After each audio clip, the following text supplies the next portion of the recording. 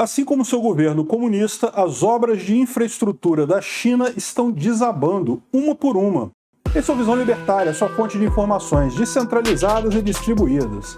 O Partido Comunista Chinês, de Xi Jinping, tem desenvolvido uma série de projetos nas áreas de transporte e infraestrutura ao redor de todo o planeta. O mais importante desses projetos é um ambicioso sistema de infraestrutura global, conhecido como Belt and Road Initiative, ou Iniciativa do Cinturão e da Rota, uma nova rota da seda segundo a descrição da China. Ao todo, entre 2005 e 2018, a China investiu nada menos que 1,9 trilhão de dólares nos mais diversos projetos espalhados por dezenas de países, com destaques para as nações subdesenvolvidas da África e das Américas. Esse valor, a título de comparação, é 13 vezes superior ao valor desembolsado pelos Estados Unidos quando do Plano Marshall, após a Segunda Grande Guerra, para a reconstrução da Europa.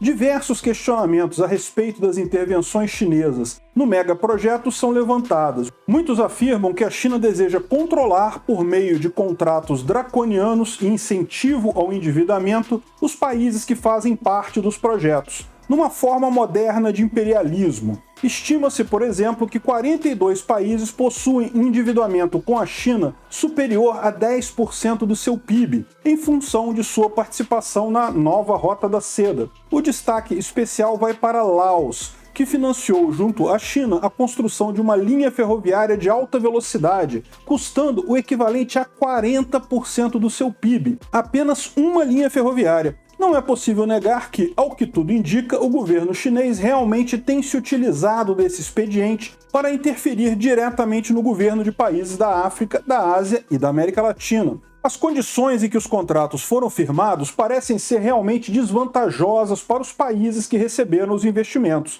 E o problema do endividamento dessas nações não pode ser desprezado. Apesar disso, precisamos fazer um questionamento. Será que, conforme indica o senso comum, essas obras representam um completo prejuízo para os países que as recebem? Fato é que Equador, Paquistão, Uganda e diversos outros países pobres ao redor do mundo dificilmente teriam condições de custear essas obras por conta própria. Sem financiamento estrangeiro, esses projetos ficariam apenas no papel. Sim, existe toda uma série de questionamentos a respeito tanto da qualidade das obras financiadas pelo governo chinês, como do risco que isso pode representar para a soberania de diversos países. Ainda assim, não dá para negar que esses mesmos países, de uma forma ou de outra, sequer teriam contato com os benefícios que esses projetos, bem ou mal, trouxeram. Porém, para além das suspeitas e polêmicas envolvendo as intenções chinesas com a nova Rota da Seda, o que tem chamado a atenção é a baixa qualidade dos projetos encabeçados pela China ao redor do mundo. Os altos custos e a complexidade dos empreendimentos dão a falsa sensação que os projetos capitaneados pela China são tratados com maior seriedade do que se possa imaginar. Contudo, a exemplo do que nós vemos com muita frequência mesmo aqui no Brasil, grande parte desses empreendimentos não passam de obras superfaturadas que possuem uma execução precária e que, em muitos casos, não atendem às demandas para as quais foram projetados. Os exemplos podem ser observados em diversos países. Para Uganda, a China emprestou quase $500 bilhão utilizados para financiar a construção da usina de Izimba, obra que foi realizada por uma grande empreiteira chinesa, como é costume nesse tipo de acordo, poucos anos após a inauguração. Porém, a usina apresenta uma série de defeitos, tais como rachaduras, vazamentos, falhas nos diversos sistemas, entre outros, sendo que uma das 4 unidades da usina nunca chegou a funcionar. A usina de Nelum Gelum, no Paquistão, cuja obra foi igualmente financiada e realizada por empresas chinesas, também apresentou problemas estruturais, precisando ser fechada no ano passado. Em Luanda, na capital de Angola, um bairro inteiro foi construído por uma empreiteira chinesa ao custo de financiamento de $2,5 bilhão.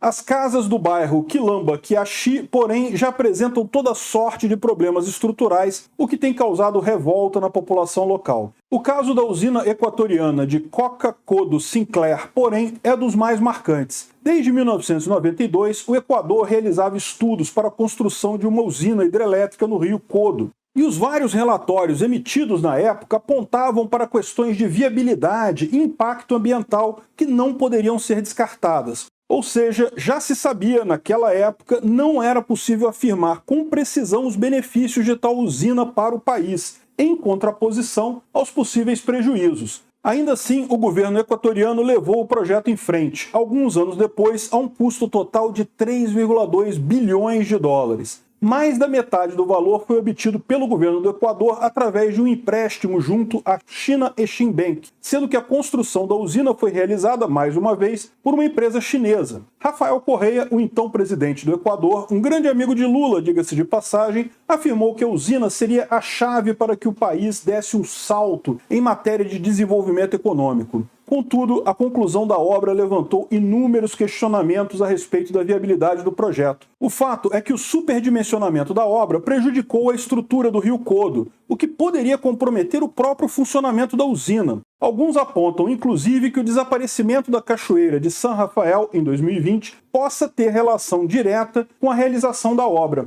Agora, observa-se um forte processo de erosão no Rio Codo, algo que pode tornar a própria usina incapaz de produzir energia elétrica para o país, obrigando o governo equatoriano a utilizar combustíveis fósseis mais uma vez para abastecer a demanda energética do país. Esse caso, inclusive, se assemelha bastante à construção da usina de Belo Monte aqui no Brasil. O empreendimento, que também se localizava na floresta amazônica, custou algo entre 19 bilhões e 25 bilhões para ser construído, sendo que o BNDES financiou o equivalente a 70% do custo total. E também, à semelhança da usina equatoriana, a construção da usina de Belo Monte desconsiderou todos os estudos de viabilidade e impacto ambientais que haviam sido previamente realizados, num claro esforço por parte de Lula e Dilma para ajudar seus amigos empreiteiros. E ainda tem gente que aqui no Brasil defende que o presidente Lula é um defensor da natureza, um defensor da Amazônia. O cara que ordenou a construção de uma usina hidrelétrica no meio da Amazônia, prejudicando a fauna, a flora e também terras indígenas. Porém, o que realmente pode explicar a baixa qualidade dos projetos patrocinados pela China